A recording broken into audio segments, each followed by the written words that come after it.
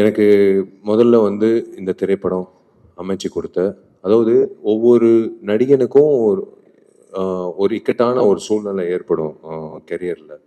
அந்த அந்த இக்கட்டான சூழ்நிலையில் எல்லாரும் they'll write him off write her off. அவ்வளோதான், இதோட முடிஞ்சிச்சு, கெரியர் முடிஞ்சிச்சு, இதோட எந்திரிச்சு வர முடியாது அப்படின்ற ஒரு சூழ்நிலை வரும்போது, when everyone wrote me off, there were two people. In fact almost 14 months நான் வீட்டில் உட்காந்தேன் நடிக்க முடியாமல். ஏன்னா சில சில பேர்னால அது நான் சொல்ல விருப்பப்படல. அது ஓகே, அது ஒரு ஃபேஸ். பட் எனக்கு Chaudhary sir, RP Chowdhury sir வந்து கூப்பிட்டு, முக்கியமாக இந்த தருணத்தில் நான் சொல்ல வேண்டிய ஒரு விஷயம், நான் ரொம்ப ரொம்ப கடமைப்பட்டிருக்கேன். நான் ஏன் எல்லாரும் உழைக்கிறேன், 24 மணி நேரம் நான் எப்போ தூங்குறேன், எப்போ எந்திரிச்சு இப்போ வேலை செய்கிறேன் அப்படின்லாம் சொன்னாங்க. உண்மையிலே ஒரு வருடம் வந்து என்னோட பர்சனல் லைஃப் ரொம்ப ரொம்ப பாதிச்சு இருந்தாலும் இந்த படம் நல்லா வெற்றிகரமாக வரணுன்றதுக்காக என் கூட இருந்து என் கஷ்டங்களில் என்னை ஊக்கப்படுத்தி என்னை வந்து இந்த இந்த நாள், இந்த நேரம், இந்த நொடி உங்கள் முன்னாடி இவ்வளோ பாசிட்டிவாக நிப்பாட்டினதுக்கு காரணமாக இருந்தால் என்னை வருங்கால மனைவி, என்னோட துணைவி சாய் தன்ஷிகாவுக்கு வந்து நான் ரொம்ப ரொம்ப கடமைப்பட்டிருக்கேன். நன்றி சொல்லணும். பிகாஸ் வேறு யாராவது தான் பிச்சுக்கிட்டு ஓடிட்டு இருப்பாங்க இந்நேரம். எனக்கு RP Chaudhary second most important thing, I should thank RP Chowdhury sir. அந்த நேரத்தில் எனக்கு வந்து என் மேலே கொடுத்த கான்ஃபிடென்ஸ். இதெல்லாம் தாண்டி ஒரு நபருங்க, ஒரே ஒரு நபர், திருப்பூர் சுப்பிரமணியம் அண்ணன். அந்த திருப்பூர் சுப்பிரமணியம் அண்ணன் கொடுத்த அந்த ஒரு ஊக்கம், அந்த ஒரு நம்பிக்கை, அது வீண் போகக்கூடாதுன்றதுனால்தான் நான் என்னோட உழைப்பு அதிகரித்து இந்த படம் நன்றாக கொண்டு வரணும். தமிழ்லையும் சரி, தெலுங்குலையும் சரி, இந்த படம் இப்போ August 14 திரைக்கு வரப்போகுது. ஒவ்வொரு நாளும் உழைக்கும் போது நான் நினச்சிக்கிட்டு இருக்கிற ஒரே விஷயம், அவர் என் மேலே வச்சிருந்த அந்த நம்பிக்கை வீண் போகக்கூடாது. அவருக்கு நான் வந்து நன்றின்னு சொல்கிறத விட அவருக்கு கடமைப்பட்டிருக்கேன். ஒருத்தர் எழுப்பி விட்றாங்க பாருங்களேன், அந்த நேரத்தில் யாருமே இல்லாத சமயத்தில் எழுப்பி விட்டு, போடா போய் வேலை செய், உன்னால் முடியும் அப்படின்னு சொல்லி எனக்கு கொடுத்த ஊக்கம்தான் இந்த மகுடம் திரைப்படத்துக்கோட சக்ஸஸ்க்கு முக்கியமான காரணம். எங்களோட உழைப்பு முன்பின் அதுக்கப்புறம் தான், அதுக்கு பிஃபோர் வந்து கொடுத்த ஊக்கம், கொடுத்த அந்த பிளாட்ஃபார்ம் திருப்பூர் சுப்பிரமணியனுக்கு நான் நன்றி தெரிவிச்சுக்கிறேன். And most importantly I should thank all my artist and my technicians. எனக்கு this is the most challenging film நான் சொல்லுவேன். பிகாஸ் ஸ்க்ரீனுக்கு, அதாவது கேமராக்கு முன்னாடி, கேமராக்கு பின்னாடி அப்படின்ற ஒரு சந்தர்ப்பத்தில் வந்து சில நேரத்தில் I became a split personality ஆகிடுச்சு. இது ஏன்னா போய் நடிக்கணும். நான் நடிக்கும்போது எல்லா ஆர்டிஸ்ட்க்கும் நான் சொல்லிவிடுவேன், நான் ஸ்டார்ட் கேமரா ஆக்ஷன் சொல்லி ஒரு செகண்ட்க்கு அப்புறம் நீங்கள் நடிங்கன்னு சொல்லுவேன். ஏன்னா எனக்கு அந்த எடிட் பாயிண்ட், நான் திடீர்னு நடிச்சா அது அந்த வசனம் பேசினா அது கஷ்டம்னு சொல்லும் போது பேசி முடிச்ச உடனே அதுதான் அந்த கஷ்டமான விஷயம். அவங்க பேசி நடித்து முடிச்சதுக்கப்புறம் மறுபடியும் நான் போய் அந்த காட்சியை பார்த்து வந்து நடிக்கிறது தான். அந்த நேரத்தில் என்னன்னா, எல்லாருமே நான் சொன்னது வந்து, இவன் எதுக்கு நம்மளுக்கு நடிப்பு சொல்லித்தரான், இவன் எதுக்கு எனக்கு வரிகளுக்கு வந்து ஒரு ஒரு ஒரு ஒரு விஷயம் சொல்றாப்புல, இவன் எதுக்கு இசையமைப்பில் வந்து எனக்கு ஒரு விஷயம் இவன் எதுக்கு வந்து நான் நடன பயிற்சி, முக்கியமாக திலீப்புக்கு வந்து எதுக்கு நம்மளுக்கு எதுக்கு ஸ்டண்ட் பற்றி இவன் சொல்கிறான் அப்படின்னு சத்தியமாக சொல்கிறேங்க. இந்த ஈகோ இல்லாத இந்த கூட்டம்னால தான், இந்த ஈகோ இல்லாத இந்த டெக்னீஷியன்ஸ், இந்த ஆக்டர்ஸ் ஆக்ட்ரஸஸ், இந்த டீம் எனக்கு கிடைச்சதுனால தான் மகுடம் வந்து இவ்வளோ சிறப்பாக வந்திருக்கு. ஏன்னா சத்தியமாக வந்து எந்த நேரத்துலையும் வந்து என்னால் வந்து நான் நினச்சது சாதிச்சிருக்க முடியாது. I can start with everyone, right from Dushara, next my very very close friend Anjali for the last so many 15 years. And ஏன்னா ஆர்டிஸ்ட் கிட்ட வேலை வாங்குறது நான் கற்றுக்கிட்டது பாலாண்ணா கிட்ட. கேமரா எப்போ ஆன் ஆகும்ட்டு அவங்களுக்கே தெரியாமல் நான் மதம் சாருக்கெல்லாம் நான் வந்து கேமரா ஆன் பண்ணி விட்டு, சார் அப்படியே பாருங்கள் சார், அப்படியே பாருங்கள் சார், கட் மூவிங் ஆன், அதான் ஜான் விஜய் சொன்ன மாதிரி, எடுக்கலையே சார், இல்லை சார் எடுத்தாச்சு சார், உங்கள் கண்ணு தான் சார் முக்கியம் அப்படின்ட்டு அவர் சொல்லிகிட்டே இருப்பேன். அவருக்கு ஒரு சின்ன ஒரு கன்ஃபியூஷன் இருக்கும். But when I show him the footage he understood. எனக்கு அதே மாதிரி தான் மற்ற நடிகர்கள். ஐ டோன்ட் நோ லைக் எனக்கு அந்த இப்போ மாயா ஆகட்டும், லைக் எவ்ரி ஒன், அந்த தம்பி அஸ்வின் ஆகட்டும், like I have to go down to there அவங்க இடத்துக்கு வந்து உன் ஜூஸும் வேணாம் உன் காரும் வேணாம் அப்படின்னு சொல்லும்போது அந்த அது சொல்லும் போது அவங்க உள்வாங்கி பண்ணுறது ஐ ஹாவ் இட் இஸ் எனக்கு பிடிச்ச ஒரு கிராஃப்ட் இதுங்க. 35 வருஷத்தோட கனவு. இந்த இடத்துல வந்து நான் உண்மையிலேயே வந்து எங்கள் அப்பாவுக்கு நான் நன்றி சொல்லணும். எப்படி நீங்கள்லாம் எப்படி காத்துட்டு இருந்தீங்களோ, கிட்டத்தட்ட ஒரு 4.5 மணி நேரம் வந்து அவர் நின்றுட்டு இருந்தார். நான் அர்ஜுன் சார் கிட்ட உதவி இயக்குனராக வேலை செய்கிறதுக்கு நான் கேட்கும் போது அவர் ஷூட்டிங் இருந்தார். பட் 4.5 மணி நேரம் நின்னார். வேணாப்பா, தெரிஞ்ச அர்ஜுன் அங்கிள் தான், எனக்கு எத்தனையோ வருஷம் பழக்கம். பட் இருந்தாலும் இல்லைடா, நீ அசிஸ்டன்ட் டைரக்டரை சேர போகிற, ஸ்கூலில் உனக்கு கேட்டு இப்போ எப்படி அட்மிஷன் நின்னோ அதே மாதிரி உனக்கு நான் நின்று நான் உனக்கு வேலை வாய்ப்பு கேட்க போகிறேன் அப்படின்னு சொல்லி நின்று எனக்கு ஊக்கப்படுத்தி என் கனவை நினைவாக்குன எங்கள் அப்பாவுக்கு நான் வந்து நன்றி தெரிவித்தே ஆகணும். அது வந்து நான் கடமைப்பட்டிருக்கேன் எங்கள் அப்பாவுக்கு. ஏன்னா ஒவ்வொருத்தருக்கும் ஒரு கனவு இருக்கும். ஆனால் சினிமான்னு சொல்லும் போது நிறைய பேர் பெற்றோர்கள் வந்து இல்லை மீடியா சினிமாலாம் வந்து முக்கியமாக பெண்களுக்கும் அந்த விஷயம் இருக்கும். இல்லை மீடியாவில் வந்து தப்பு, அதுக்குள்ள போகக்கூடாது அப்படின்னு சொல்லுவாங்க. ஆனால் எங்கள் அம்மா வந்து முக்கியமாக சண்டைக்கோழி காரணம் வந்து எங்கள் அம்மா தாங்க. எங்கள் அப்பா வந்து இல்லை இவ்வளோ காசுலாம் செலவு பண்ண முடியாதுன்னு எங்கள் அம்மா சொன்னாங்க. நீ காசு செலவு பண்ணுறியா இல்லை நான் காசு செலவு பண்ண. நான் லிங்குசாமியோட கதை கேட்டேன். இந்த படம் தான் என் பையனை வந்து பெரிய ஆக்ஷன் ஹீரோ ஆகணும்னு எங்கள் அம்மா தான் சொன்னது. ஸோ அதுதான் வந்து இன்னைக்கு எங்கள் அப்பா அம்மாவோட அந்த அந்த ஒரு அவங்க கொடுத்த அந்த நம்பிக்கை தான் 35 வருஷம் கழிச்சு today I'm standing in front of you as a director. Of course ghost direction okay, but அஃபிஷியலாக விஷால் என்ற 45வது புதுமுக இயக்குனர் 99வது படம் ஆர்பி சௌத்ரி சார் சூப்பர் ஃபிலிம்ஸில் நிற்கிறது பெரிய விஷயம். I should really thank my குருநாதர் Arjun sir, action king Arjun sir. அவர் என்னை நடிக்க வச்சார். தேரிக்கே வெய்டா அந்த கிளாப் போர்டு வந்து நடிதான்னு சொல்லி அன்னைக்கு நடிக்க வச்சு என்னை வந்து ஃபோட்டோ ஷூட் பண்ணி என்னை வந்து நடிகராக வந்து போய் நடிக்க ஆரம்பிடான்னு சொன்னது அவர்.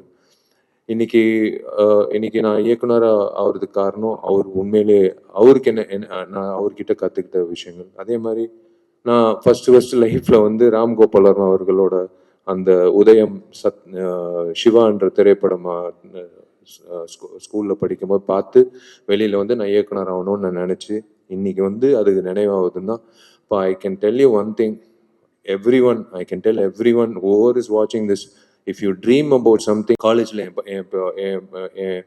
என் பசங்க வந்து இன்னைக்கு வந்து பட்டதாரிகளாக இருக்காங்கன்னா definitely it's because of their willpower and definitely it's because of that consistency. That's what I would like to tell you. And yes, எனக்கு இந்த திரைப்படத்தில் எனக்கு அமைஞ்ச இதோ ரிச்சர்டு தம்பி டிஓபி ரிச்சர்டு வந்து நம்ம ரொம்ப வருஷமா எனக்கு we have done so many films, summer, நான் சிவ மனிதன், என்ன மதகஜராஜா, இன்னும் எல்லாம். இந்த படத்துல வந்து அவனுக்கு கரெக்டாக தெரியும் அந்த எடிட் பாயிண்ட்டு வந்து. ஒரு நாள் ஆக்சுவலாக துஷாரா டேட்டு பிரச்சனை. அன்னைக்கு வந்து 2 மணிக்கு ஆக்சுவலாக 6 to 6 இல்லடா, மார்னிங் 6 வரைக்கும். ஆனால் 2 o'clock 10:30 போக வேண்டியது இருந்தது, கரெக்ட் 2 o'clock வரைக்கும். பட் 10:30 போக வேண்டியது இருக்கு அப்படின்னு சொன்ன உடனே ஐயோ ஓகே சரி ஓகே என்னடா பண்ணலான்னு, சரி வா கேமரா வை, இப்படி வை, துஷாரை கூப்பிடுங்க, உட்காருமா அப்படியே உட்காரு, இப்படி 2 கேமரா வச்சுட்டு ரிச்சர்ட் ஆனால் ஒன்றும் இல்லைண்ணே மாஸ்டர் எடுத்துடலாம், எப்போவுமே மாஸ்டர் ஷாட் எடுத்து தான் க்ளோஸ் வைப்போம். இல்லை தம்பி இதை எடுத்துடலாம், ஃபர்ஸ்ட் எடுத்துடலாம், டக்குன்னு எடுத்துடலாம், அப்புறம் இந்த பக்கம் பேசுமா, இந்த பக்கம் பாருமா. இது எல்லாமே நான் சுந்தர் சி சார் கிட்ட கற்றுக்கிட்டது. இது சுந்தர் சி சார் எப்படின்னா, நீங்கள் வந்து இந்த பேக்ட்ராப்லேயே வந்து சுவிட்சர்லாண்டில் சாங் படப்பிடிப்பு நடந்த மாதிரி அவர் காட்டிடுவார். சலிக்கவே ஆர்டிஸ்ட் வரலையா, பிரச்சனை இல்லை, கேமரா எப்படி திருப்புங்க, இந்த பக்கம் வந்து ஒரு எரும மாடு இருக்கா, பிரச்சனை இல்லை, அனிமல் வெல்ஃபேர் சர்டிஃபிகேட் வேணாம் தேரும், இப்படி வாங்க, இப்படிதான் அவர். ஏன்னா அதுதான் அவர்கிட்ட கற்றுக்கிட்டது சுந்தர்சி சார். அன்னைக்கு வந்து அந்த காட்சி நானும் ரிச்சர்ட் வந்து 10:30 மணிக்கே அமிச்சிட்டோம். ஓகேம்மா, அவங்களுக்கும் புரியல சார், என்ன பாரு முடிஞ்சிச்சுமான். அதுக்கப்புறம் ரிச்சர்டுக்கு வந்து உட்காந்து நம்ம வாடா சாப்பிடலாம்டா, சாப்பிட்டு நிதானமாக எடுக்கலாம் இப்போ 2 மணி வரைக்கும். அப்போதான் ரிச்சர்டு, ஏன்னா இவ இருந்ததுனால தான் என்னால் அந்த காட்சியை வந்து அவ்வளோ சிறப்பாக அமைச்சு கொடுத்தது. ஏன்னா we knew the edit, both of us knew the edit. இது அதே மாதிரி பொன் Parthiban, he knows my wavelength is the same. Hari sir படங்களில் நாங்கள் பயணிச்சிருக்கோம். அதுக்கப்புறம் இஸ் கம் அஸ் இரும்புத்தில 2 பேர் நான் பயணிச்சிருக்கோம். இன்னைக்கு எனக்கு ஒரு டைலாக் ரைட்டராக வரும்போது he knows the wavelength, everyone knows my wavelength. அதுதான் எனக்கு ரொம்ப பிடிச்ச ஒரு விஷயம். ஒன்று இது இவன் சொல்கிறானே, இவன் என்ன திடீர்னு, ஏன்னா உமாதேவி மேடம் நான் ஃபர்ஸ்ட் இந்த பாட்டு சொல்லும் போது அவங்க எனக்கு மெசேஜ் போடுறாங்க, சார் நான் எவ்வளோ பாட்டு எழுதியிருக்கேன், ஆனால் எனக்கு இது ஒரு சேலஞ்சாக இருக்குது, எனக்கு ஒரு மாதிரி பயங்கரமாக இருக்குது சார். மேடம், இதே தான் நான் என் டார்லிங் திலீப் கிட்ட சொன்னேன். ஊட்டியில் புல் அரிச்சிச்சுன்னா கண்டிப்பாக அந்த படம் சூப்பர் ஹிட் மேடம். அவனுக்கு வந்து திலீப்புக்கு வந்து புல் அரிச்சிச்சுன்னு நான் சொன்னோன்னு இந்த காட்சி டார்லிங் இப்போ 6 நிமிஷம் அப்பாவோட இப்போ பார்த்தீங்க முத்துமணி மேலே சாங், அது ஒரு கிட்டான ஒரு இடத்துல வரும் அந்த ஸ்க்ரீன் பிளேல. அதுக்கப்புறம் 6 நிமிஷத்துல கிளைமேக்ஸ் டார்லிங் என்ன பண்ணலாம், என்ன ஆகும் எல்லாருக்கிட்டையும் கேட்டேன். அந்த வகையில் எல்லாரும் வந்து யோசிச்சாங்க என்ன வரும்னு. வழக்கம் போல விஷால் வருவான், அடிப்பான், ரிவெஞ்ச் எடுப்பான். இல்லை, இந்த இடத்துல ஒரு விஷயம் இருக்கு. இது விஷால் படத்துல மட்டும் இல்ல, எந்த திரைப்படத்துல இந்த மாதிரி ஒரு கிளைமேக்ஸ் காட்சி வந்திருக்காது, வரல, எனக்கு தெரிஞ்சு வரல. Definitely last I don't think anyone will do it, or I don't know அந்த மாதிரி அமைஞ்சிருக்கா எனக்கு தெரியல. தேங்க்ஸ் டு உமாதேவி மேடமோட வரிகள் அண்ட் திலீப்போட அந்த புரிதல், திலீப்போட கொரியோகிராஃபி. நாங்கள் வந்து we try to do something magical to that last 8 minutes of the film Magudam. I'm looking forward. அதே ரோஹிணி தியேட்டர் நான் எப்படி ஏன் எனக்கு பிடிச்ச நடிகர் விஜய் இன்னைக்கு சிஎம்மா இருக்காரு, அவர் வந்து நான் ரசிச்சு பார்த்துருக்கேன். அதே ரோஹிணி தியேட்டர்ல தான் நான் இன்னைக்கு நானும் திலீப்பும் அந்த காட்சிக்கு எப்படி கை தட்ட போறாங்க நான் பார்க்க போறேன். எனக்கு அதே மாதிரி தான் பிரதர் ஏகாதசி ஆகட்டும், கருணா ஆகட்டும், எனக்கு விவேக் இங்கிட்ட இல்லை, எல்லாரும் வந்து they love the fact that Vishal is saying something which we can understand. சரி, ஓகே சொல்றாரு, ஓகே கரெக்டா இருக்கு அப்படின்னு சொல்லி புரிதல் இருக்கு பாருங்களேன். அதுதான் எனக்கு ரொம்ப பிடிச்சது.